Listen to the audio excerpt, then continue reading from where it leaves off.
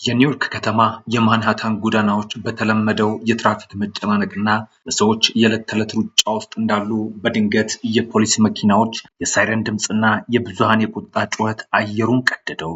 ለሰዎች ገንዘብ ስጡ እንጂ ለቦምብ አይደለም የሚለው የተቃዋሚዎች ድምፅ በረዣዥም ህንፃዎች መካከል ያስተጋባ ጀመር። ይህ ተራ ሰላማዊ ሰልፍ አልነበረም። በመቶዎች የሚቆጠሩ ሰዎች የአሜሪካን ከፍተኛ የፖለቲካ ሰዎች ፊት ለፊት ለመሞገትና የጦር መሳሪያ ሽያጭን ለማስቆም ያደረጉት ቁርጠኛ ትግል እንጂ። ሰኞ ዕለት በኒውዮርክ ከተማ የተካሄደው ይህ ታሪካዊ ተቃውሞ የዩናይትድ ስቴትስ ሴኔት የዲሞክራቶች መሪ የሆኑትን ቻክ ሹመርና ሴናተር ክሪስተን ጂልብራንድን ቀጥተኛ ኢላማ ያደረገ ነበር። ተቃዋሚዎቹ እነዚህ ሁለት ከፍተኛ የፖለቲካ ሰዎች አሜሪካ ለእስራኤል የምታደርገውንና በሺዎች የሚቆጠሩ ቦምቦችን የሚያካትተውን የጦር መሳሪያ ሽያጭ እንዲያስቆሙ በጽኑ ጠይቀዋል። የዚህ ተቃውሞ ዋና አዘጋጅ ጁዊስ ቮይስ ፎር ፒስ የተሰኘው ጸረ ጦርነት የይሁዲዎች ስብስብ ሲሆን ይህ ቡድን እስራኤል በጋዛ፣ በሊባኖስ፣ በኢራን ላይ የምታካሄደውን ጦርነትና የአሜሪካን የገንዘብና የጦር መሳሪያ ድጋፍ አጥብቆ የሚቃወም ነው። በመቶዎች የሚቆጠሩት እነዚህ ተቃዋሚዎች የሁለቱን የዲሞክራት ሕግ አውጪዎች የማንሃታን ቢሮዎች በመውረር በውስጥ በኩል የመቀመጥ አድማም ለማድረግ ቢሞክሩም በህንፃው የጸጥታ ጠባቂዎችና በፖሊስ ኃይሎች ወደ ውስጥ እንዳይገቡ ክልከላ ተደርጎባቸዋል። ወደ ቢሮ መግባት ያልቻሉት ሰልፈኞች ግን ወደ ኋላ አላፈገፈጉም። ይልቁንም ከህንፃው ውጭ ያለው ዋና አውራ ጎዳና በመዝጋት ትራፊክ አቋርጠው ቦምቦችን አቁሙ፣ ግድያው ይቁም፣ ፍልስጤም ነጻ ትውጣ እያሉ መፈክራቸውን ማሰማት ቀጥሉ። በዚህ ወቅት የኒውዮርክ ፖሊስ ዲፓርትመንት ጣልቃ በመግባት የተቃዋሚዎችን በቁጥጥር ስር መዋል የጀመረ ሲሆን ወደ 90 የሚጠጉ ሰዎች ታስረው በ3 አውቶቡሶች ተጭነው ወደ ፖሊስ ጣቢያ ተወስደዋል። የፖሊስ ዲፓርትመንቱ በርካታ እስራት መፈጸሙን ቢያረጋግጥም ትክክለኛውን ቁጥር ከመስጠት ግን ተቆጥቧል። ነገር ግን የተቃውሞ አስተባባሪዎች እንዳረጋገጡት ከታሰሩት ሰዎች መካከል በዓለም አቀፍ ደረጃ በዊኪሊክስ መረጃ ቀባይነቷ የምትታወቀው የቀድሞ የአሜሪካ ጦር አባል ቼልሲ ሚኒንግ፣ ታዋቂ ተዋናይ ሃሪ ኔፍ እንዲሁም የኒውዮርክ ከተማ ምክር ቤት አባል የሆኑት አሌክሳ አቪሌዝ ይገኙበታል ነው የተባለው። የእነዚህ ታዋቂና የፖለቲካ ሰዎች በቁጥጥር ስር መዋል የተቃውሞውን አድማስና ክብደት ምን ያህል ትልቅ እንደሆነ በግልጽ የሚያሳይ ነው።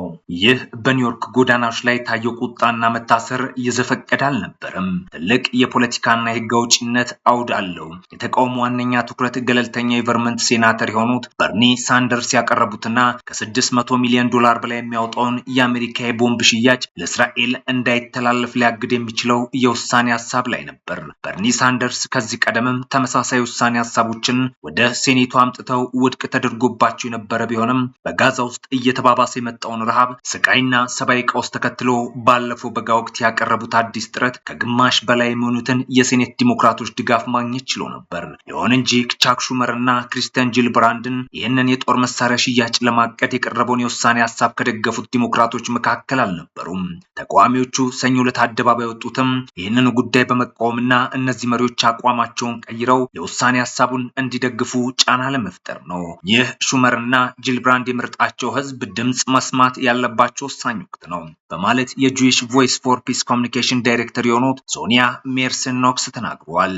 አክለውም አብዛኛው አሜሪካዊና የኒውዮርክ ነዋሪ የእስራኤል መንግስት እያደረገ ያለው ነገር የሚያስቆም ውሳኔ ይፈልጋለን ብለዋል። የህዝቡ ጥያቄ ግልጽ ቢሆንም በሹመርና ከጂልብራንድ ቢሮዎች በጉዳዩ ላይ ወዲያውኑ የተሰጠ ምላሽ አልነበረም። የዝምታ ተቃዋሚዎችን ይበልጥ ያስቆጣ ሲሆን በዚህ ሳምንት መጨረሻ ላይ ይካሄዳል ተብሎ የተጠበቀውን የሴኔቱን ድምፅ አሰጣጥ ላይ የህዝባዊ ጫና ምን ያህል ተጽዕኖ ሊያመጣ እንደሚችል በጉጉት እየተጠበቀ ነው። ተቃዋሚዎቹ እስራኤል በደቡባዊ ሊባኖስ እያካሄደች ያለው የአየርና የምድር ላይ ጥቃት እንዲሁም ከዚህ ሰፋ ባለመልኩ እየተካሄደ ያለው የአሜሪካና የእስራኤል የጋራ ጦርነት በኢራን ላይ መጀመሩ የበርኒ ሳንደርስ የውሳኔ ሀሳብ በአስቸኳይ ድምፅ እንዲሰጥበትና የጦር መሳሪያ እንዲታገድ ተጨማሪ አጣዳፊ ምክንያት እንደሆነም ይከራከራሉ። የመካከለኛው ምስራቅ ቀውስ አሁን ወደ አዲስ ምዕራፍ ላይ ደርሷል። ተቃዋሚዎቹ ጋዛ በሕይወት ትኑር፣ ኢራን በሕይወት ትኑርና ሊባኖስ በሕይወት ትኑር እያሉ የጮሁት ያለ ምክንያት አይደለም። ሪፖርቶች እንደሚያመለክቱት አሜሪካና እስራኤል በየካቲት 28 በኢራን ላይ ጥቃት የሰነዘሩ ሲሆን ኢራንም በበኩሏ በእስራኤልና አሜሪካ የጦር ሰፈሮች ባሏቸው የባህረ ሰላጤ ሀገራት ላይ ያጸፋ ጥቃት ስትፈጽም ቆይታለች። ይህ የአሜሪካ እስራኤል በኢራን ላይ ያደረሰው ጥቃት እናም የእስራኤል በሊባኖስ ላይ የከፈተችው ጦርነት በሺዎች የሚቆጠሩ ሰዎችን ሕይወት የቀጠፈ ሲሆን በሚሊዮን የሚቆጠሩ ሰዎችን ደግሞ ከመኖሪያ ቀያቸው አፈናቅሏል። ይህ እየሰፋ የመጣ የጦርነት ቀጠና የዓለም አቀፉን ማህበረሰብ ስጋት ውስጥ የከተተው ሲሆን በአሜሪካ ውስጥ የሚደረጉ ተቃውሞዎችም ከጋዛ አልፈው ጠቅላላ የመካከለኛው ምስራቅን ጦርነት የሚያወግዙ ሆነዋል። የኒውዮርኩ ተቃውሞም የዚሁ ሰፋ ያለ ጸረ ጦርነት ንቅናቄ አካልም ነው። በእስራኤል በኩል እርምጃዎቿን የምትገልጸው ራሷን የመከላከል መብት እንደሆነ በማስገንዘብ ነው። በተለይም በጥቅምት ወር 2023 በሐማስ የተመራው የፍልስጤም ታጣቂ ቡድን በእስራኤል ላይ በፈጸመው ድንገተኛ ጥቃት 1200 ሰዎችን መግደሉንና ከ250 በላይ ሰዎችን አግቶ መውሰዱን ተከትሎ እስራኤል ይህን ጦርነት የህልውና ጉዳይ ብላ ነው የምጠራው። ነገር ግን እስራኤል በጋዛ ላይ የከፈተችው አጸፋዊ ጦርነት ያስከተለው የሰብአዊ እልቂት መጠን በዓለም አቀፍ የሰብአዊ መብት ተሟጋቾች በምሁራንና በተባበሩት መንግስታት ድርጅት ጭምር ከፍተኛ ትችትና ምርመራንም አስከትሏል። በጋዛው ጦርነት በ10 ሺዎች የሚቆጠሩ ፍልስጤማውያን የተገደሉ ሲሆን አስከፊ የሆነ የረሃብ ቀውስም ተከስቷል። የጋዛ ሙሉ ህዝብ ማለት ይቻላል ከቤት ንብረቱም ተፈናቅሏል። እንዲሁም ድርጊቱ የዘር ማጥፋት ሊሆን ይችላል የሚሉ ግምገማዎችና የተባበሩት መንግስታት ምርመራዎች እየተካሄዱ ይገኛሉ። በዚህ ሁሉ ሰብአዊ ቀውስ ውስጥ የአሜሪካ ወታደራዊና የገንዘብ ድጋፍ ለእስራኤል መቀጠሉ በሰብአዊ መብት ተቆርቋሪዎች ዘንድ ከፍተኛ ቁጣንም ቀስቅሷል። የአሜሪካ መንግስትም የዚህ እልቂት ተባባሪ ነው የሚል ክስ እንዲሰነዘርበት አድርጓል። ይህ በእንዲህ እንዳለም በአሜሪካ የውስጥ ፖለቲካ ውስጥ ይህን ተቃውሞ ለማፈን የሚደረገው ጥረት ሌላው ትኩረት የሚስብ ጉዳይ ነው። የዶናልድ ትራምፕ አስተዳደር እነዚህን ጸረ ጦርነትና ደጋፊ ፍልስጤም ተቃውሞዎችን ለማፈን ጥብቅ እርምጃዎችን መውሰድ መጀመሩን ተዘግቧል። አስተዳደሩ በተቃውሞ ሰልፎች ላይ የሚሳተፉ የውጭ ሀገር ተማሪዎችን ከሀገር ለማባረር መሞከሩ፣ ተቃውሞዎች የተካሄዱባቸውን ዩኒቨርሲቲዎች የመንግስት የገንዘብ ድጋፍ እናግዳለን ብሎ ማስፈራራቱ፣ እንዲሁም የስደተኞችን የማህበራዊ ሚዲያ አስተያየቶችና የኦንላይን እንቅስቃሴዎች በቅርበት እንዲመረመሩ ትዕዛዝ መስጠቱ የፖለቲካው ድባብ ምን ያህል እንደተወጠረም ያሳያል። ይሁን እንጂ ይህ አስተዳደሩ የማፈን እርምጃ ያለምንም እንቅፋት እየተጓዘም አይደለም። የተለያዩ የሰብአዊ መብት ተሟጋቾች፣ የህግ ባለሙያዎችና የፍርድ ቤት ውሳኔዎች እነዚህን እርምጃዎች በመሞገት የህግ መሰናክሎችን እየፈጠሩባቸው ይገኛሉ።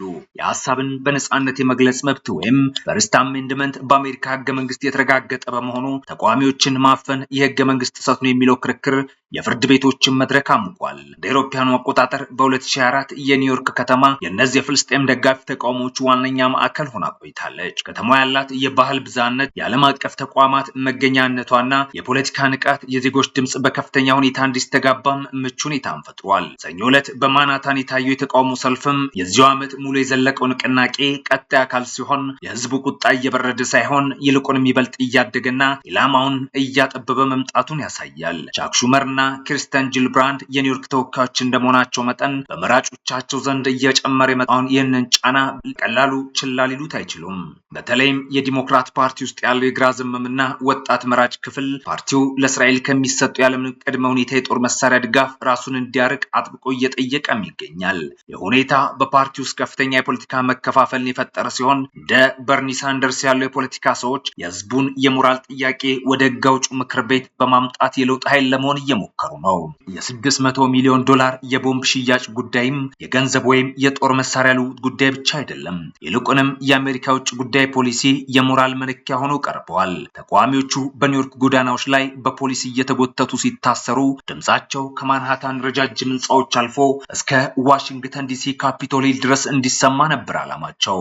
ቼልሲ ማኒንግን የመሳሰሉ በዓለም አቀፍ ደረጃ የሚታወቁ የሰብአዊ መብትና የነጻነት ተሟጋቾች በዚህ ተቃውሞ ውስጥ መሳተፋቸውና መታሰራቸው ጉዳዩን በዓለም አቀፍ ሚዲያዎች የፊት ገጽ ላይ እንዲወጣ አድርጓል። ለሰዎች ገንዘብ ስጡ እንጂ ለቦምብ አይደለም የሚለው የተቃዋሚዎች መፈክር የብዙ አሜሪካውያን የኢኮኖሚና ማህበራዊ ፍትህ ጥያቄ ከውጭ ጉዳይ ፖሊሲ ጋር አስተሳስሮታል። በአሜሪካ ውስጥ የቤት እጦት፣ የጤና አጠባበቅ ውድነትና የትምህርት ዕዳ በዜጎች ላይ ጫና በፈጠረበት በዚህ ወቅት በመቶ ሚሊዮኖች የሚቆጠር የህዝብ ታክስ ገንዘብ ለጦር መሳሪያ መግዣ መዋሉ ተቃውሞውን ይበልጥ ህዝባዊ መሰረት እንዲኖሩ አድርጎታል። በሌላ በኩል የአሜሪካ መንግስት ከእስራኤል ጋር ያለው ታሪካዊና ስትራቴጂካዊ ግንኙነት እንዲሁም በመካከለኛው ምስራቅ ያለውን የጂኦፖለቲካዊ ፍላጎት ለማስጠበቅ የሚወስዳቸው እርምጃዎች ከህዝብ የሞራል ጥያቄ ጋር ፊት ለፊት ተጋጭተዋል። በቅርቡ በአሜሪካና በእስራኤል በኩል በኢራን ላይ የተወሰደው እርምጃና የኢራን የአጸፋ ምላሽ ክልሉን ወደ ሙሉ እና አውዳሚ ጦርነት ሊያስገባ ይችላል የሚል ስጋት በየዕለቱ እያደገ መጥቷል። የሊባኖሱ ጦርነትም ቢሆን የብዙ ንጹሃን ህይወት እየቀጠፈና መሰረተ ልማቶችን እያወደመ ይገኛል። የሁሉ የደም መፋሰስ እያለ የአሜሪካ ሴኔት ተጨማሪ ቦምቦችን ለመሸጥ መዘጋጀቱ ዜጎች በቃ ብለው አደባባይ እንዲወጡ አስገድዷቸዋል። አሁን ያለማይን ያለው በቻክ ሹመር፣ በኪርስተን ጂልብራንድ እና በሌሎች የሴኔት አባላት የበርኒ ሳንደርስ የውሳኔ ሀሳብ በዚህ ሳምንት ድምጽ ሲሰጥበት እነዚህ መሪዎች ከህሊናቸው ከመራጮቻቸውና ከፖለቲካ ፓርቲያቸው አቋም ጋር የሚያደርጉት ትግል ውጤት ምን ሊሆን እንደሚችል በጉጉት ይጠበቃል። የኒውዮርኩ ተቃውሞ፣ የፖሊስ እስራት፣ የትራምፕ አስተዳደር የማፈን ሙከራና የተባበሩት መንግስታት የዘር ማጥፋት ምርመራ እነዚህ ሁሉ የሚያሳዩት አንድ ትልቅ እውነት አለ። እርሱም የጋዛ የሊባኖስና የኢራን ጦርነት ከመካከለኛው ምስራቅ ድንበር አልፎ የአሜሪካን የውስጥ ፖለቲካና የዲሞክራሲ ሴቶችን በከፍተኛ ሁኔታ እየፈተነው መሆኑን ነው። የዚህ ፈተና ውጤት የጦር መሳሪያው ይሸጥ አይሸጥ የሚለው ብቻ ሳይሆን የአሜሪካን ቀጣይ የዓለም አቀፍ የሞራል አመራር የሚወስን ታሪካዊ ምዕራፍ ሆኖም ይመዘግባል።